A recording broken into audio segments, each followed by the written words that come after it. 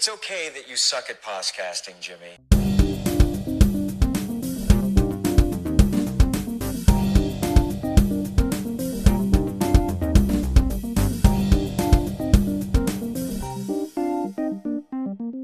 Ryland Grace lost in space. Oh, Hail Mary full of Ryland Grace. That's something.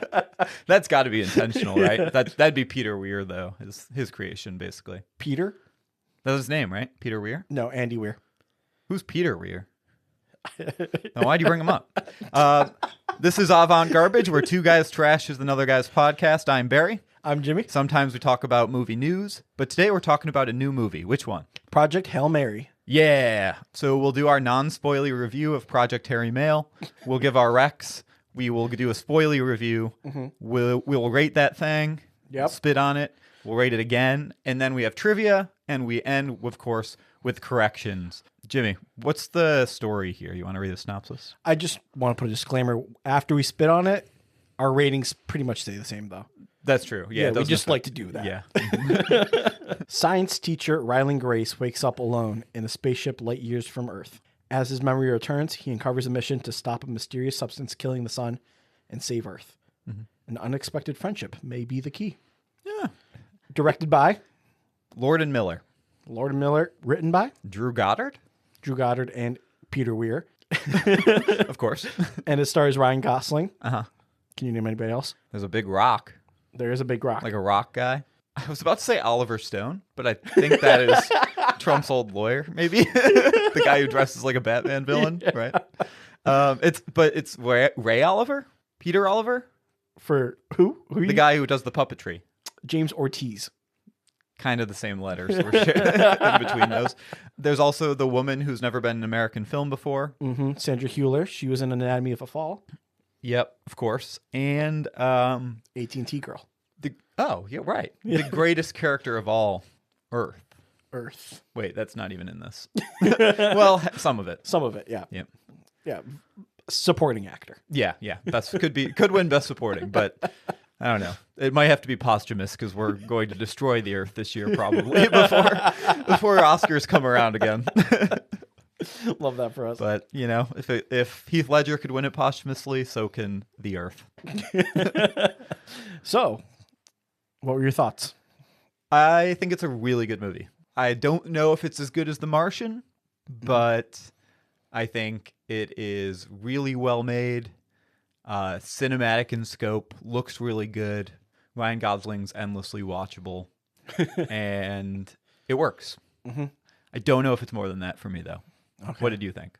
I've had a pretty bad run of movies lately. It's true. You've had a rough go. Yeah. But this one's different for me. Yeah? I don't know what it was, but I really enjoyed this movie. I think it was the first movie that felt like a movie in a while. It's true. It is art that is trying to take us to a different place. It transcends. And it's only within the scope of the movie, really, that is trying to do that.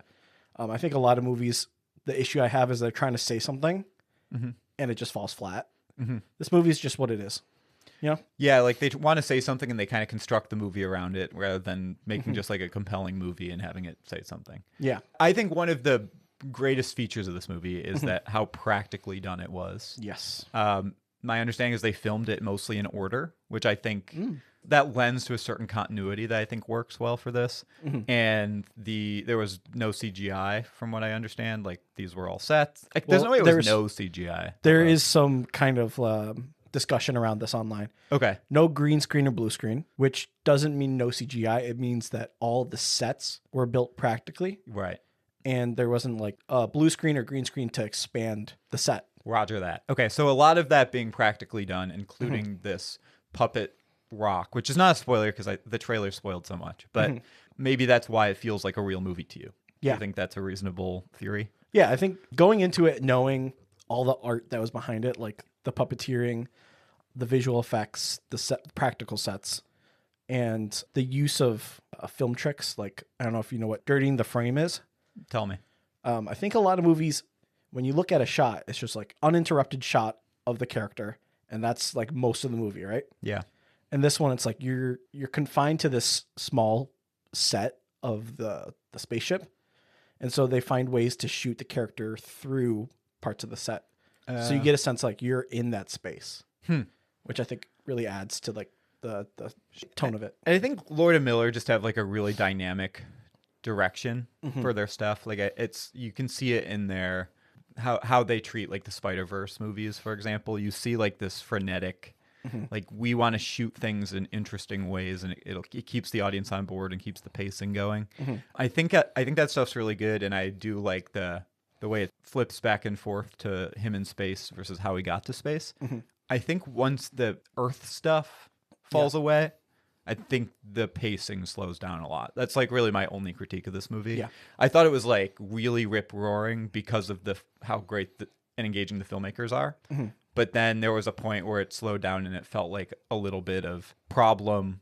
We got to science our way out of it. Yeah. Bill Nye walks in and he's like, "Hey, do you want science help?" And they're like, "No, this isn't that." And he's like, "Oh, right, I'm not supposed to be here." And he leaves. And then they just repeat that over and over again. At some point I was like, I'm losing steam a little bit. And then it brought me right back for the ending. So that's my really only critical piece. Yeah. But even going back and forth, the directing was so solid because they would match cut All the time. Yeah. Within that match cut, I don't know if you noticed, but that's when the aspect ratio changed.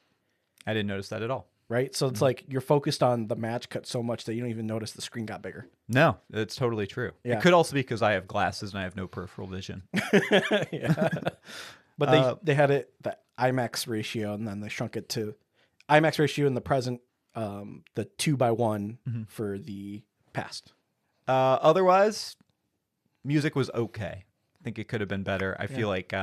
which is interesting because it's the Spider-Verse guy. I know, which is like so music oriented, but I don't know. The music, especially in the last emotional scenes, a little bit felt like a Sky Rizzy commercial. I don't really know how to explain it, but I was like, I am...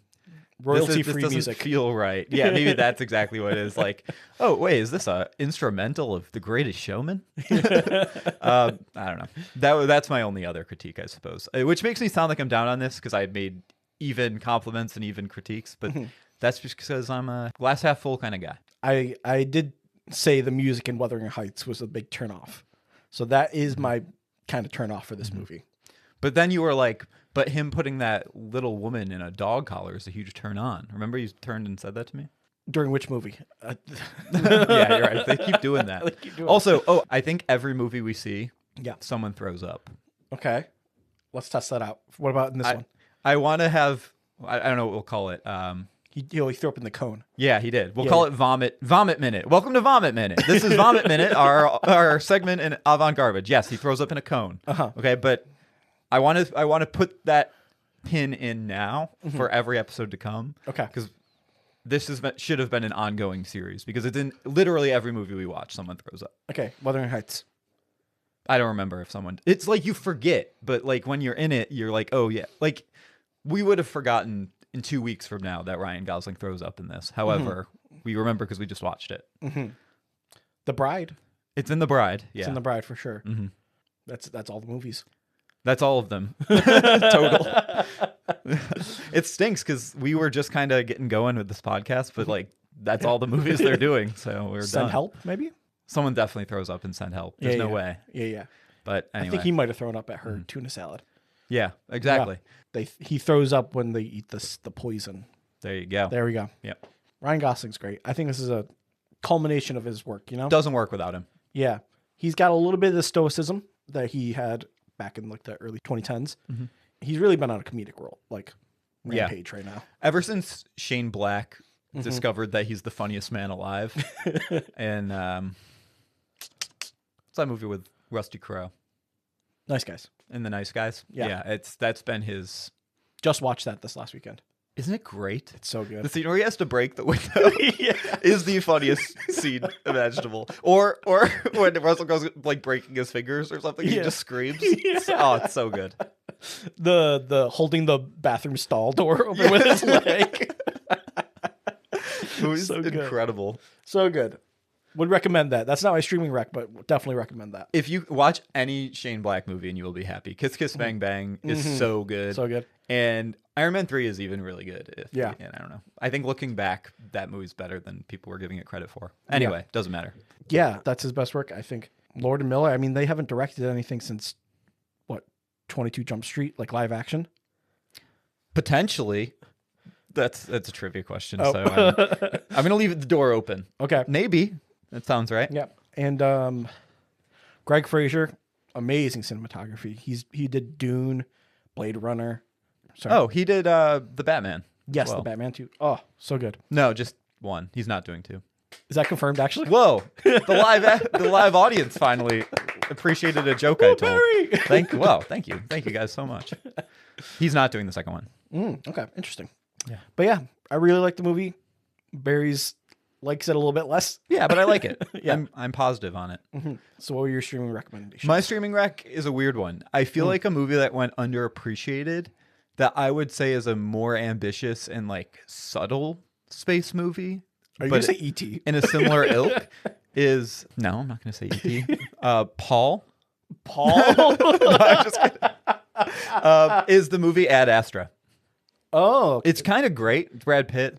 Yeah. Okay. There's a shocking space monkey action scene that you would not expect. And there's like a really great like moon rover laser gun fight that you don't like. It's weird. It's like so grounded, but that it's like, oh, he just punched a monkey in the face. You know, like it does it all. Yeah. And it's a dad movie. It's got dads. Yeah. And it's got space and it's got a man in space. And I just think it's similar in that way, but I feel like it was a little underappreciated when it came out. So go give Ad Astra a watch. But Ad Astra is streaming on everyone's favorite streaming service, Tubi, or you can rent it on Amazon. God. What would you recommend? Obviously, I think low-hanging fruit is The Martian, Of course. right? Andy Weir's not first novel, but first movie adaptation. And only, I think, because this one's Peter Weir. Yeah. It's written by Drew Goddard also, or the screenplay is written by Drew Goddard. So they keep the science in. I think movies feel like the audience is dumb. And Drew Goddard is just like, you're going to figure it out with us. It's also kind of the brilliance of putting, for example, in this movie, like a science teacher as the protagonist, because he has a knack for explaining complicated things in simplistic ways for these kids that he really engages. And that's like a clever screenwriting trick, I think. Yeah. And that's, calls to us. Sure does. Yeah. It's on Prime. You can rent it for $3.99. My gosh, that's expensive. I know. $399? Yeah. Well, another movie I'd recommend, though, which I have not seen. Sure. That's how suggestions work. Yeah. First Man. Oh, sure. That's Ryan Gosling. He's in space. I mean, come on. And he's the first one ever. Yeah. Is that when he's playing Neil Armstrong? Neil Armstrong? Yeah. Okay. Yeah. Not Louis Armstrong. I almost said Buzz Aldrin, but that's the other guy. Remember when Buzz Aldrin punched that guy? Or was that Louis Armstrong? Louis Armstrong. Not Louis Armstrong. Or was that Lance Armstrong? One of the spacemen, the Buzz Lightyears, got accused of like the moon landing's fake when they were out in public, and he punched a guy. It's a good video of it. Yeah. Well, good for him. I know. I'd punch him too. I'd be like, yes, I was. Unless he wasn't, of course. Oh. Yeah, but let's talk spoilers. The first thing I guess I would like to spoil is